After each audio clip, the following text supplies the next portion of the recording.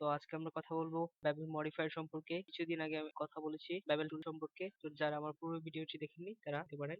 তো বেবেল টুল এবং বেবেল মডিফায়ারের মধ্যে কি পার্থক্য রয়েছে সেটা ভিডিও লাস্ট পর্যায়ে দেখাবো। আজকে কথা বলবো বেবেল মডিফায়ার সম্পর্কে। তো তাহলে শুরু করা যাক। বেবেল মডিফায়ার অ্যাড করার জন্য যেতে হবে মডিফায়ার প্রপার্টিতে, তারপর অ্যাড মডিফায়ার। এখন এখানে রয়েছে বেবেল মডিফায়ার। তো যারা আমার পূর্বের অ্যাডে ক্লাসটি দেখেননি তারা দেখে নেবেন।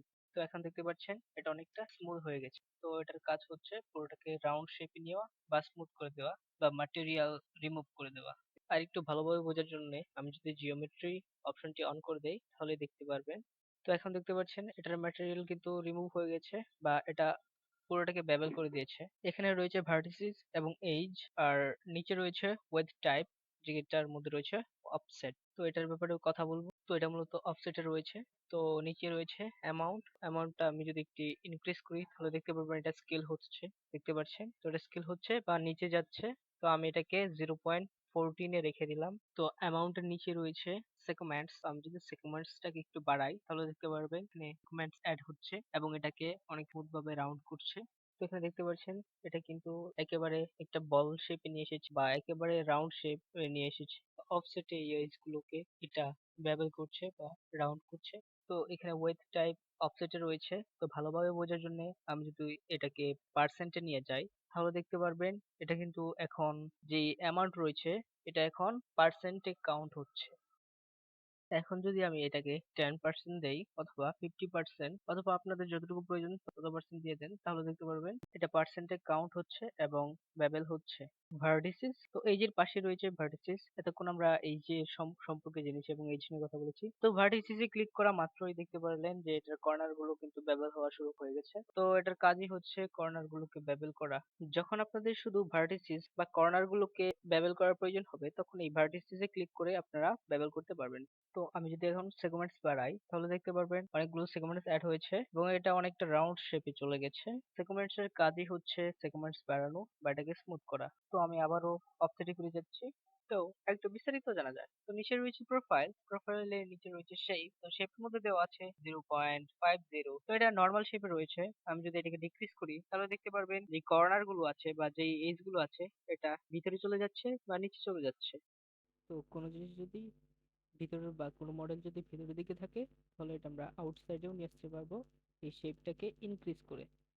তাছাড়া বাকি যে অপশন গুলো আছে সবগুলো ম্যাটেরিয়ালের জন্য ইউজ করা হয়। তো আমি কিছু ম্যাটেরিয়াল নিয়ে নিলাম এবং দেখাচ্ছি। আমি এখানে কিছু ম্যাটেরিয়াল নিয়ে নিলাম। তো তারপর যদি আমি শেডিং এ চলে যাই এবং নিচে রয়েছে ম্যাটেরিয়াল, তো এটাকে যদি আমি একটু ইনক্রিজ করি তাহলে দেখতে পারবেন যে আমার ম্যাটেরিয়ালটা চেঞ্জ হচ্ছে। তো এটা বাকি অপশন গুলো যেগুলো আছে সবগুলা ম্যাটেরিয়ালের জন্য ব্যবহার করা হয়। আমি যদি এখন একটু এডিট মোডে যাই তাহলে দেখতে পারবেন যে এখনো এটা কিন্তু অ্যাপ্লাই হয়নি। এর কারণ হচ্ছে আমরা কিন্তু এখনো এটাকে অ্যাপ্লাই করিনি, জাস্ট আমাদের প্রিভিউটা দেখাচ্ছে। এখন যদি আমি একটি ভার্টিসিস কে ধরে মুভ করাতে চাই তাহলে দেখবেন ভার্টিসিসটি মুভ হচ্ছে, কারণ আমরা এখনো কিন্তু এটাকে অ্যাপ্লাই করিনি। এখানে যে প্রিভিউ আইকনটা আছে আমি যদি এটাকে অফ করে দেই তাহলে দেখতে পারবেন যে এটা তার রিয়েল শেপে চলে এসেছে। আমি অবজেক্ট মোডে ফিরে যাচ্ছি এবং আরো ভালো করে বেবেল মডিফায়ার বোঝার জন্য আমি অন্য একটি অবজেক্ট নিয়ে নিচ্ছি। তো আমি এখানে বেবেল মডিফায়ার অ্যাপ্লাই করছি। এখানে দেখতে পাচ্ছেন দুইটি বক্স রয়েছে। মডিফায়ার অ্যাড করার জন্য আবার চলে যাব মডিফায়ার প্রপার্টিতে এবং অ্যাড মডিফায়ার বেবেল। অ্যাপ্লাই করা মাত্র আপনারা দেখতে পাচ্ছেন যে উপরে যে বক্সটা আছে এবং যে এজ গুলো আছে এগুলোকে নিয়ে সে বেবেল মডিফায়ার কাজ করছে। নিচে যে বক্সটা ছিল সেই বক্সটা এবং তার মধ্যে যে এজ গুলো ছিল সেই এজ গুলো নিয়ে সে বেবেল মডিফায়ার বা ম্যাটেরিয়াল গুলো রিমুভ করে দিচ্ছে বা স্মুথ করে দিচ্ছে। তো আমি কিছু এখানে সেগমেন্টস দিচ্ছি তাহলে দেখতে পারবেন যে এটা দুটো শেপের মধ্যে কাজ করছে এবং এটাকে স্মুথ করে দিচ্ছে। আমি যদি এখানে ক্লেম ওভার অপশনটিকে টিক করে দিই তাহলে দেখতে পারবেন অ্যামাউন্ট বাড়ালেও এটা ঠিক থাকে। আর আমি যদি এটাকে ক্লেম ওভার অপশনটিকে সরিয়ে দেই আর এটাকে ইনক্রিজ করি তাহলে দেখতে পারবেন যে দুইটা কিউব আর একসাথে থাকছে না। ইনক্রিজ করলে তারা কেমন জানি হয়ে যাচ্ছে, একটা দুইটা কিউব সাইজ এক থাকছে না। তো আপনাদের যদি কোনো ধরনের সার্কেল বা এরকম গোলাকার কোনো অবজেক্ট থাকে এবং আপনারা যদি এটার উপরে বেবেল মডিফায়ার ইউজ করতে চান তাহলে কি হবে তা দেখে আসি। বেবেল মডিফায়ার ইউজ করার জন্য সিম্পলি আমরা মডিফায়ার প্রপার্টিতে যাব, তারপর অ্যাড মডিফায়ার এবং বেবেল ক্লিক করব এবং এটা অ্যাড হয়ে যাবে। তো আমি যদি এখানে কিছু সেগমেন্টস ইউজ করি তাহলে দেখতে পারবেন যে এটা অনেকগুলো সেগমেন্টস অ্যাড হয়েছে এবং এটাকে স্মুথ করে দিচ্ছে। এখানে যে লিমিট ম্যানেজ অপশনটি আছে এটি রয়েছে বর্তমানে অ্যাঙ্গেল মোডে। আমি যদি এটাকে নান করে দিই তাহলে দেখতে পারবেন যে এটার এজ গুলো কেমন হয়ে গেল। যদি আমি এটাকে অ্যাঙ্গেলে নিয়ে যাই তাহলে দেখতে পারবেন যে শুধু এটার উপরের যেই এজ গুলা বা কর্নার গুলো আছে সেগুলোকেই বেবেল করছে। তো আমি আবারও প্রোফাইলে চলে যাচ্ছি, কারণ আমি ওখানে একটি অপশন কাস্টম, এই কাস্টম অপশনটি দ্বারা আপনারা কাস্টমাইজ করে সেই অনুযায়ী বা যতটুকু প্রয়োজন সেভাবে আপনারা এটাকে বেবেল করতে পারবেন কাস্টমাইজ করে। এটাই এর কাজ। কাস্টম অপশনটি আমি যদি কাস্টম অপশন দিয়ে কাজ করতে চাই তাহলে দেখবেন এটা কিন্তু কাজ করছে না। এর কারণ এখানে সিকোয়েন্স নেই। এখানে যত বেশি সিকোয়েন্স থাকবে কাস্টম অপশনটি বা কাস্টমাইজ যেরকম ভাবে করবেন এটা তত বেশি কাজ করবে। চলুন তাহলে দেখে আসা যাক বেবেল মডিফায়ার এবং বেবেল টুলের মধ্যে কিছু পার্থক্য। তো আমি এখানে আরো কিছু শেপ নিয়ে নিলাম পার্থক্য বোঝার জন্য।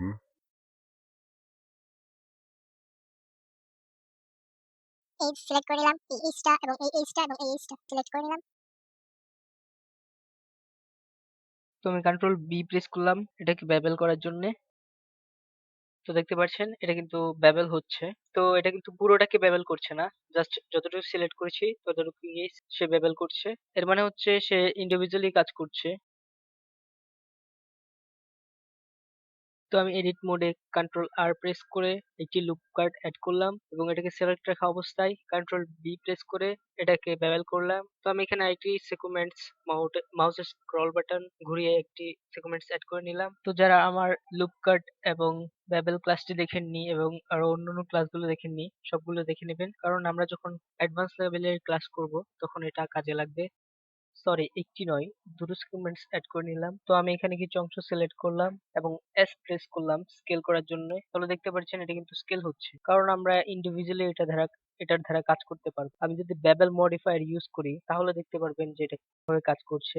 তো আমি আবারও মডিফায়ার প্রপার্টিতে গিয়ে অ্যাড মডিফায়ার এবং বেবেল ইউজ করলাম। তো দেখতে পাচ্ছেন যে পুরোটাকে বেবেল করে দিচ্ছে। এটা কিন্তু কিছু অংশ নয়, পুরোটাকে বেবেল করে দিয়েছে। তো এটার দ্বারা বোঝা যাচ্ছে যে এটা ইন্ডিভিজুয়ালি কাজ করা যায় না, কিন্তু যে বেবেল টুল আছে ওইটা দ্বারা ইন্ডিভিজুয়ালি কাজ করা যায়। তো এটাই হচ্ছে বেবেল মডিফায়ার এবং বেবেল টুলের মধ্যে পার্থক্য।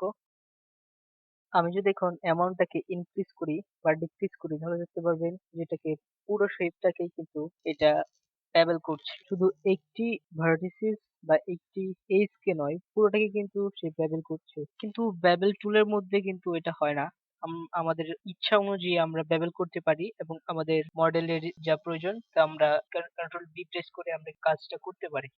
তো আমি যদি এখন ট্যাব প্রেস করে এডিট মোডে যাই তাহলে দেখতে পারবেন যে এটা অ্যাপ্লাই হয়নি, কারণ এটা কিন্তু প্রিভিউ দেখাচ্ছে। তো বেবেল টুলের মধ্যে আরেকটি সুবিধা হচ্ছে সে সরাসরি অ্যাপ্লাই করে দেয় আর এটার মধ্যে অ্যাপ্লাই করতে হয়। আমি যেহেতু অ্যাপ্লাই করিনি তাই আমি এখন যদি একটি ফেসকে সিলেক্ট করি তাহলে দেখতে পারবেন যে এটা আগে যে রিয়েল শেপ ছিল সেটা সিলেক্ট হচ্ছে, এখন যেই শেপটা হচ্ছে ওইটা সিলেক্ট হচ্ছে না। এটাও কিন্তু একটা সমস্যা বেবেল মডিফায়ার এর মধ্যে। তো আপনাদের যদি কোনো ধরনের প্রশ্ন থেকে থাকে আজকের ভিডিওর উপরে তাহলে কমেন্টে দিয়ে দিবেন এবং আমার চ্যানেলটিকে সাবস্ক্রাইব করে দিবেন। তো যারা আমার পূর্বের ভিডিওগুলো দেখেননি আমার চ্যানেল তালহা 300 ইউটিউব চ্যানেলের প্লে লিস্টে গিয়ে দেখে নিবেন এবং খুব শীঘ্রই আমরা বেসিক লেভেলের ক্লাসগুলো শেষ করে অ্যাডভান্স লেভেলের ক্লাসগুলো করব ইনশাল্লাহ। এই পর্যন্ত ভালো থাকবেন, সুস্থ থাকবেন এবং আজকের বা আমার পূর্বের ক্লাসগুলোর উপরে প্র্যাকটিস করবেন।